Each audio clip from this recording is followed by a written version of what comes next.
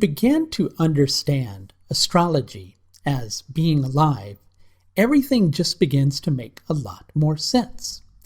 The planets, just like us humans, have feelings. They can be starved, they can be thirsty, they can be delighted. And when they have these particular types of feelings, they can impact us as humans in a similar way in particular areas of our lives that those planets are associated with. This is the philosophy behind the Lajatati Avastas. And the Lajatati Avastas are really like the missing link of astrology that often get ignored, but they're exceptionally powerful because they can help us to develop strategies for our life like no other factor in astrology. My Lajatati Avastas webinar course starts this coming Sunday at 8:30 p.m. London time. Though you may have missed the discount, you can still register for this course either by trimester or payment in full at the link above. So life has this funny way of taking us from one end of the spectrum to the other. Sometimes we can be at the highest high and be brought down to the lowest low. And occasionally we can be in what feels like the lowest low that shifts us to one of the greatest highs. Now, luckily, we're looking at the latter of those scenarios right now, right?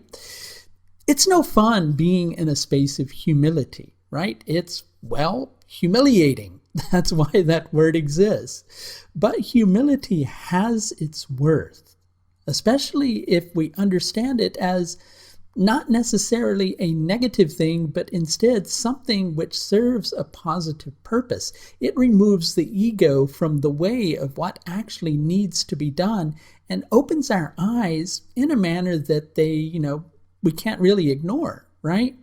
And it clarifies confusion, whereas we may have previously been in the dark about. So you may have recently, in one area of your life, been through a difficult situation. And that situation brought, something that you didn't want to look at, right? It made you feel, as I was discussing in yesterday's video, as if your ego had taken a hit.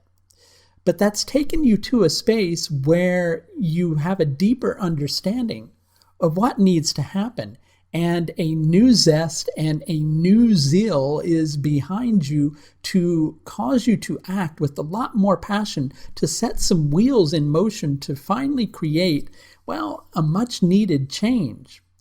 The important thing to remember, though, is you don't need to become overly assertive in this particular action. As a matter of fact, if you do so, that's just going to bring, probably more of those humiliating experiences that you don't really want to take part in.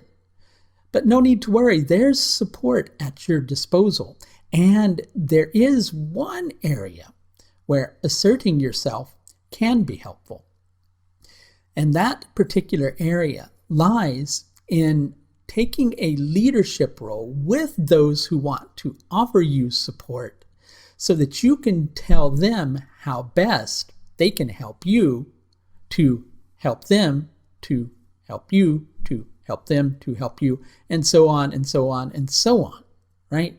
That's where you need to take direction. That's where you need to, not be assertive, but not be afraid to open your mouth.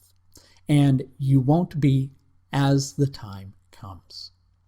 That's going to do it for this look at the moon's transit for the second day through Rohini Nakshatra. And you may be kind of going, does the moon usually transit through one nakshatra over 2 days? It's the same period of time. It just overlaps in regards to the time of day that I pick to cast the chart for these particular videos, right? So we're dealing with the moon's second day of transiting through Rohini Nakshatra on the 24th of August, 2019. Until next time, please do take the very best care of yourself.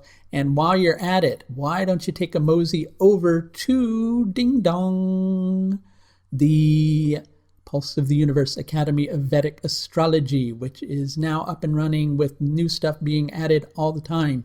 Link is above.